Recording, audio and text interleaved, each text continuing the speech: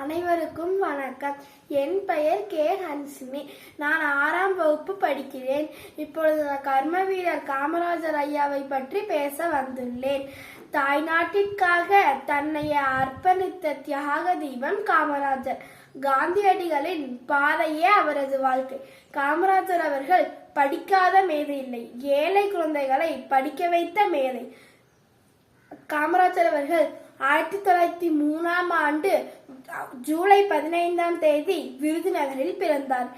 இவரது இயற்பெயர் காமாட்சி. கற்கை நன்றே கற்கை நன்றே பிச்சை புகினும் கற்கை நன்றே என்ற கூற்றுக்கிணங்க காமராஜர் அவர்கள் கட்டாய கல்வி, இலவச கல்வி, இலவச மதிய உணவு திட்டம், இலவச சீருடை திட்டத்தை கொடுத்து ஏழை குழந்தைகளை படிக்க வைத்தார். காமராஜரின் ஆட்சி காலம் தமிழகத்தின் பொற்காலம் என அழைக்கப்படுகிறது.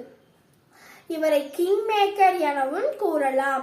காமராஜர் அவர்கள் 1975ஆம் ஆண்டு அக்டோபர் 2ஆம் தேதி காலமானார்.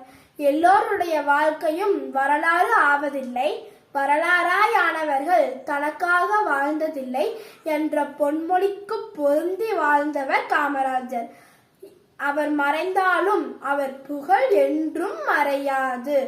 எனவே மாணவர்களாகிய நாமும் அவரை போன்று எளிமையான வாழ்வு வாழ்ந்து அவருடைய நெறிமுறைகளை கடைபிடித்து வாழ்வோம் என்றும் வாய்ப்புக்கு நன்றி கூறி எனது உரையை இத்துடன் நிறைவு செய்கிறேன். நன்றி, வணக்கம்.